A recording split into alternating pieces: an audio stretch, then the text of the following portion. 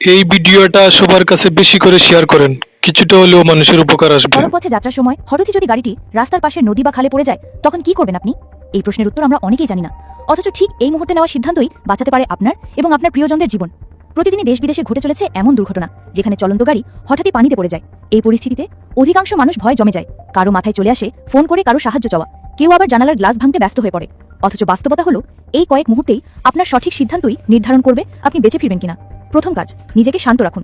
অত্যন্ত গুরুত্বপূর্ণ বিষয় হলো, ঘটনার পরপরই আতঙ্কিত না হয়ে নিজেকে যতটা সম্ভব শান্ত রাখতে হবে। এই সময় প্যানিক করলে শারীরিক শক্তি এবং অক্সিজেন উভয়ই দ্রুত শেষ হয়ে যাবে।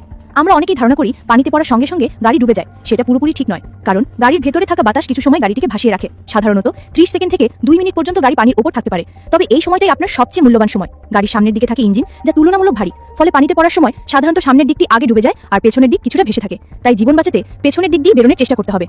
ভুল সিদ্ধান্ত, সামনে বা দরজা দিয়ে বের হওয়ার চেষ্টা। অনেকেই তখন গাড়ির সামনের গ্লাস ভাঙতে যান, কিন্তু এটি সাধারণত সেফটি গ্লাস দিয়ে তৈরি থাকে, যেটা খুব শক্ত এবং সহজে ভাঙা যায় না। আবার দরজা খোলার চেষ্টা করলেও তীব্র পানির চাপের কারণে তা কার্যত অসম্ভব হয়ে পড়ে। তাই করণীয় হচ্ছে দ্রুত সিটবেল্ট খুলুন ও পেছনের জানালায় ফোকাস করুন।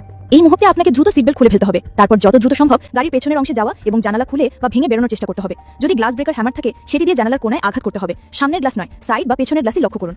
ধরে নিই গ্লাস ব্রেকার নেই, তখন কি করবেন? এই অবস্থায় অপেক্ষা করতে হবে চাপ কমার। যখন গাড়ি প্রায় পুরোপুরি পানির নিচে চলে যাবে, তখন ভেতরে বাইরের পানির চাপ কিছুটা সমান হয়। তখন দরজা খোলার সম্ভাবনা থাকে, তবে এটি অপেক্ষাকৃত জটিল এবং ঝুঁকিপূর্ণ পন্থা। বিশেষজ্ঞরা বলছেন, এই সময় ফোন করে কারো সাহায্য চাওয়ার চেষ্টা করবে না, কারণ ঘটনাস্থলে রেস্কিউ টিম পৌঁছানোর আগেই দুর্ঘটনা ঘটে যেতে পারে। নিজের জীবন বাঁচানোর জন্য আপনাকেই আগে চিন্তা করতে হবে। গ্লাস ব্রেকার হ্যামার গাড়িতে রাখুন, এটা গুরুত্বপূর্ণ। আজই নিজের গাড়িতে একটি ছোট লাইফ হ্যামার রাখুন। এটি আপনার বা আপনার পরিবারের কাউকে বিপদের মুখ থেকে ফিরিয়ে আনতে পারে। এই বাস্তবতাগুলো সবাইকে জানাতে হবে, কারণ দুর্ঘটনা বলে কয় আসে না। সঠিক প্রস্তুতি, দ্রুত সিদ্ধান্ত আর সাহস থাকলে আপনি বেঁচে ফিরতে পারবেন।